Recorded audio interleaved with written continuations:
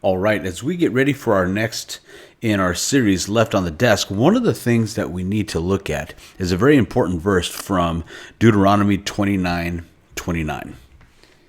In Deuteronomy 29:29, Moses writes to us, "The secret things belong to the Lord our God, but the things that are revealed belong to us and to our children forever, that we may do all the words of this law." So there are certain things that God has set forth that are going to be secret things that belong to Him and to Him alone. And there are things that He has also revealed to us, and those are the things with which we are to operate within the world. Well, as we continue in the Left on the Desk series in the book of Hebrews, as we've looked at the latter part of Hebrews chapter 4 and pushing into Hebrews chapter 5, and we are talking about a better superior priesthood that Jesus offers, we do need to apply Deuteronomy 29:29 just a little bit here with regards to the inclusion here by the preacher in the book of Hebrews, the inclusion of the priestly order of Melchizedek. And we get a fuller treatment of Melchizedek in Hebrews chapter 7, and understanding a little bit about Hebrews chapter 7 is what helps to inform what we see about Jesus as a priest in Hebrews 4 and in Hebrews 5. And so we're going to look a little bit today at the person of Melchizedek, who he is, and where we see him making an appearance in Scripture, and how it helps us to be informed about the superior nature of Jesus' priesthood that he is trying to convey to the Hebrew audience that he's writing to. So, as we look at Hebrews chapter 7, this is where, again, we get the most full treatment of the person of Melchizedek. And so a few things to note as you think about Melchizedek, and this is one of those areas in which you see in the Scriptures that names matter. So his name, Melchizedek, is a compound word made up of two Hebrew words. So you've got Melech, which when you combine it with another word becomes Melchi or Melchi. And then you have Zedek,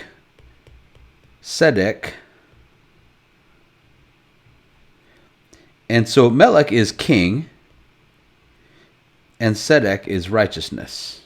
So when you put those two together, you get Melchizedek, king of righteousness. And that is actually articulated by the preacher here in the passage. He says that his name means king of righteousness. But he's also, if you go to look back at where we first see Melchizedek introduced in Genesis 14, we see that he's also king of Salem. He is very directly referred to as king of Salem. So he's got two particular names for himself that are very important: king of righteousness and king of Salem, which Salem is a shortened term or name for Jerusalem, the place out of which God's people would find their home in the New Testament, and then later it's destroyed. But this is the place out of which David has a house established forever. And so you see this, and it sounds very much like Jesus.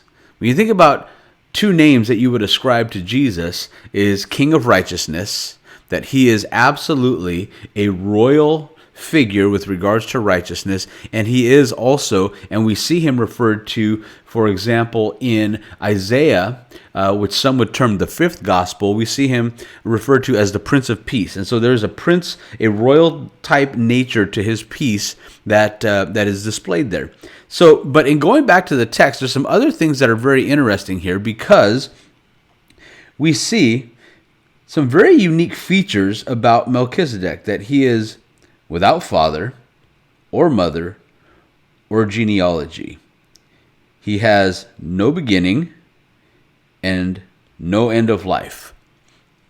So in other words, he has no parents, he has no family tree, he has no beginning. So in other words, he's always been, and he has no end of life. He always will be. Now, this is where you will see many theologians who, quite frankly, I will not make a very big argument against, will say that this is what is referred to in theological terms a theophany, and more specifically a Christophany, an appearance of God in human form in a particular part of Scripture. And if a theologian wants to make this case that this is, in fact, Jesus in a pre-incarnate form, I'm going to give very little argument because, again, the secret things belong to the Lord. The things revealed belong to us. All we have revealed is we have a priest who has no parents, no family tree. He's existed from the beginning, and he has no end of life. That sounds very much like Jesus Christ. And so I'm not going to put up much of a fight if somebody makes that argument. However, I will point to some theology and terms of writing in Hebrews that I think point us to something different. So in the same passage, it's important to note that in verse 3, it says that Melchizedek resembles the Son. Now, it would be very peculiar for the writer here, the preacher, to not just come out and say this is in fact Jesus, that he says that he resembles him. And if we go down to verse 15, we will see again in the opposite direction that Jesus comes in the likeness or resemblance of Melchizedek. So it would be very strange for this preacher to not come out and say directly that this is Jesus, that he comes in the likeness of Melchizedek and that Melchizedek resembles Jesus. And so that's one thing that points me to believe that this is not necessarily Jesus. The other thing that points to it for me is the consistency of the writing that we're going to see throughout the book of Hebrews. Is that throughout the book of Hebrews, what the preacher is doing is he is continually pointing to things that looked like what Jesus would fulfill, and then how Jesus actually fulfills them. So, for example, when we get into talking about the temple, we're going to see how the temple was a shadow of the things to come, and how this is how it actually is, what Jesus actually does. We're going to see it in the sacrificial system, the way that the sacrificial system was intended to be a shadow or an imperfect representation of what would actually happen in the sacrificial system that Jesus fulfills in himself. We see it in the covenant that we're going to be studying in a couple of weeks here in Hebrews chapter 8, that the old covenant was a shadow or a partial representation of what would fully finally be revealed. And so for matters of consistency, it would be very strange for Melchizedek here to not be a representation of what Jesus actually is, if that makes sense. Again, we're leaning on Deuteronomy 29:29 here at a very high level with what's been revealed. So, finally, the other reason I would say that it's a struggle for me to simply jump in and say that Melchizedek is in fact Jesus in an Old Testament Christophany form is the way that the Old Testament is written. The Old Testament is written with theophanies that come in very extraordinary, non-specific means. And for Melchizedek, it's very clear that there is a very specific means in which he lived. He had a political office. He was a king. He was, in fact, a political figure that had a job that is identified in the Old Testament. And typically that does not happen with theophanies in the Old Testament. And so, again, that's just my position on this is I believe, and I'm going to tell you why I think this is important for us in having this particular view. But again, if you made the case that this was in fact Jesus, I wouldn't argue very, very hard with you on it. But here's what I think that this shows. and why it's important for us as Christ followers, is we have to remember that from God's perspective, that we see things in a very limited space. We see things as they come. We see them historically, and we see the present, but we don't see the future. And we don't see any of those things at any one given time in any one particular way.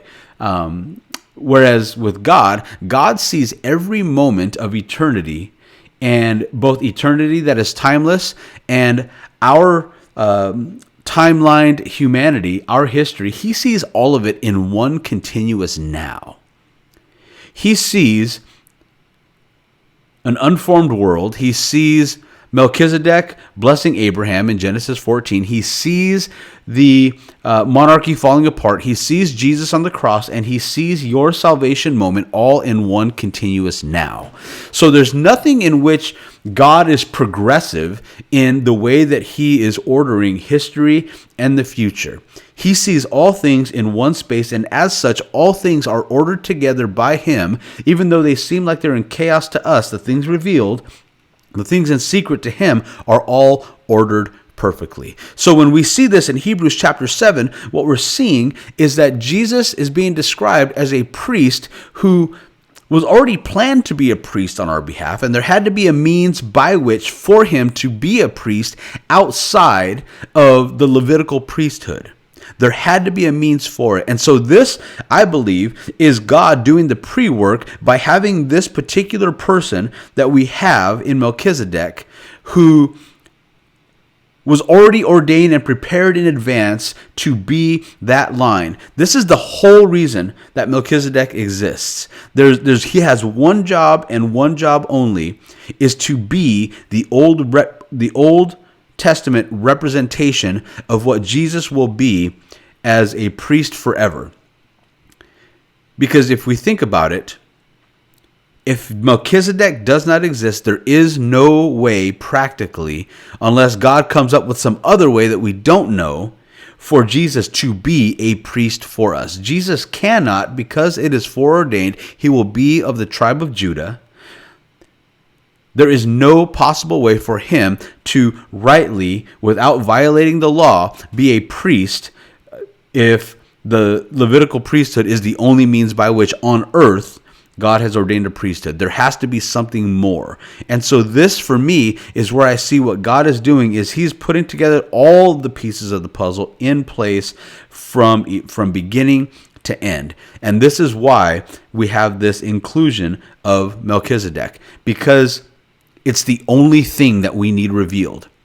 Going back to Deuteronomy 29:29, what do we need to know about Melchizedek? The only thing that we need to know, the only matter of importance for us, is what has been revealed, is that he is a king of righteousness, that he is a king of peace, and as such, he is a priest that is a better priest than the Levitical priests.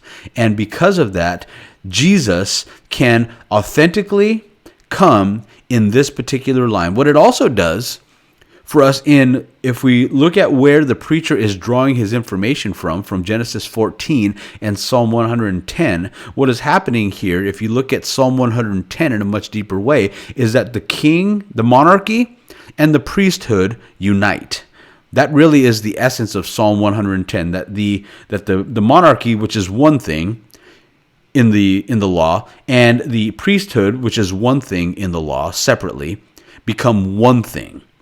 And Melchizedek helps us to see that happen, and it's something that is prophesied by the prophet Zechariah, for example, in Zechariah chapter 9, that these two things are going to come together, and they come together perfectly in Jesus. So Jesus does sit at the right hand as a king, and he also comes as a priest in the order of Melchizedek.